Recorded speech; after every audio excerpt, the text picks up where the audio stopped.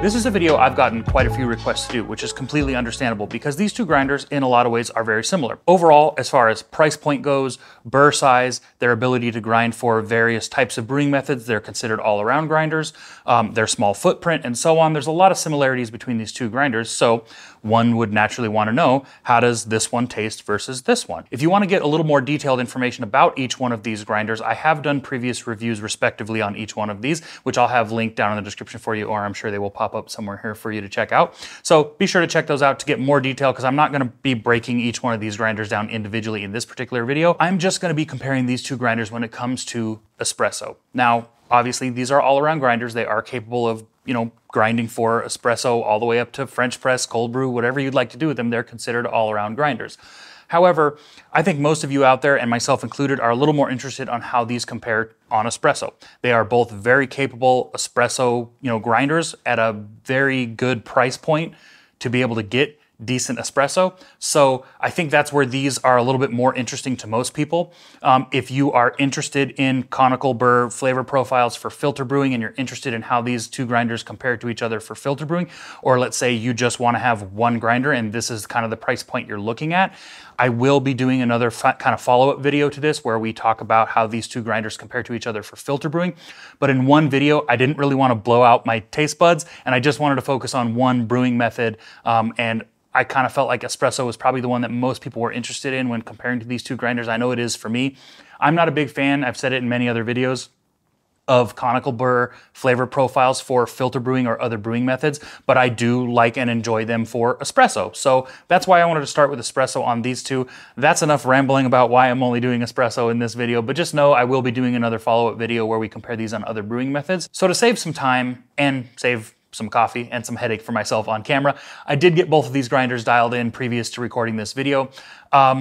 You guys all understand the dialing in process of getting a coffee set up and finding the right grind size for what it is you're doing, so I don't think there's much explanation needed there. One thing I will say about dialing in with these two grinders, especially specifically for espresso, the SK is definitely much easier to dial in.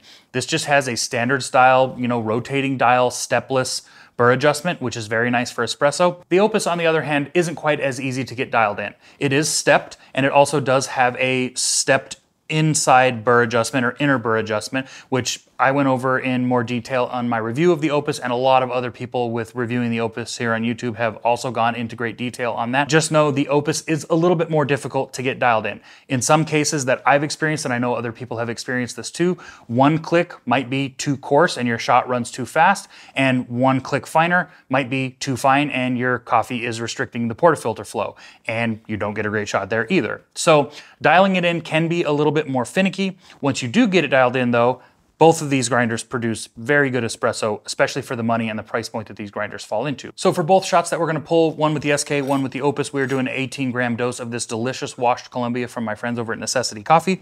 I'm gonna be doing the same WDT, the same overall puck prep, the same tamp pressure, and to ensure the same exact tamp pressure, I'm gonna be using the Turin Auto Tamper, which I have there behind me, and just make sure all things are equal for both of these shots.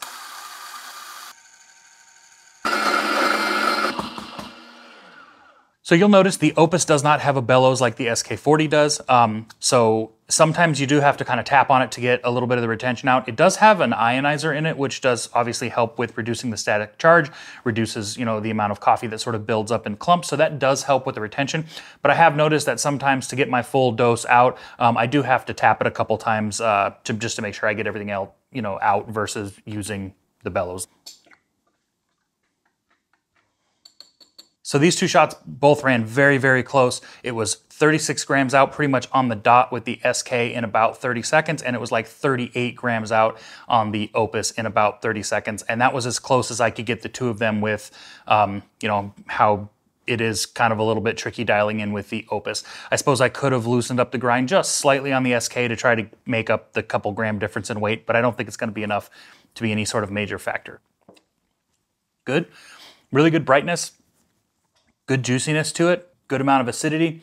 The citrus, kind of this orange sort of citrus and stone fruit notes with this coffee are coming through very nicely in that.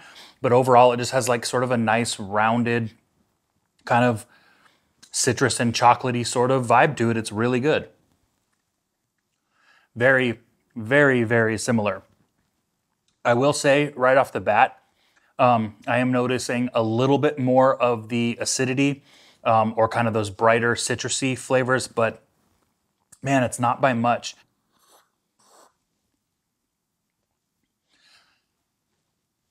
Interesting.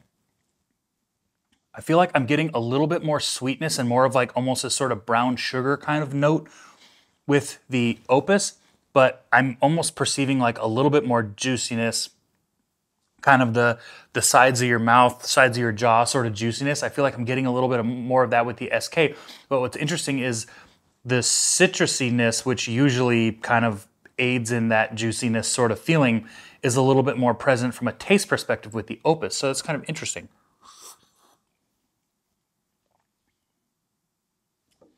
Interesting. I kind of like the little bit more sort of juiciness that I'm getting with the SK, but they are so damn similar. It's really interesting. It's really hard to tell. I would venture to say that they are so close. There is such a slight difference in flavor profile between these two grinders. I know some people have done this same exact comparison between the SK and the Opus, and they found that they liked the SK a little bit better. I think some of that may have to do with the coffee itself, or maybe just the frustration of trying to get them dialed in exactly the same with how finicky the Opus can be. So I can totally understand that. But in this setting, with this same exact coffee and these two grinders dialed in very closely to one another, they taste almost identical. It's almost hard to perceive the difference. When you start getting into more medium and even darker roasted coffees, maybe the SK outperforms the Opus when it comes to that. I feel like, in my experience, the Opus has generally highlighted a little bit more acidic flavors, in my opinion, with the types of coffees I like. There's always been a little bit more of a level of clarity and acidity with the Opus versus other conical burr grinders. Again, these are very, very close with this particular coffee, but they could be different with a different coffee, obviously. That happens with every grinder and coffee combination and brewing method. There's always, gonna be those variables that are hard to predict. Also, the water you're using and all those sorts of things that come into play that are a factor with how your end result coffee tastes with whatever brewing method you're doing. But again, in this sort of controlled test with the same exact coffee, both grinders dialed in very close to one another, same water, same espresso machine, same prep, these taste damn near the same. So something for you to chew on, something for you to think about. I definitely encourage you to watch, more reviews of both of these grinders. That's where I'm at on these two grinders. I think they're both very good grinders for the money. And I think they're both definitely grinders you should look at if you're in this sort of right around $200 price point. I don't know how much each one of these grinders currently is because we are approaching the holidays, so there may be, some different pricing happening with these two grinders, and that may sway your decision one over the other. Again, I don't think you can go wrong necessarily with either one of these grinders. So that's gonna do it. Be sure to drop a comment, let me know what you think, and we will see you guys on the next video. Take care.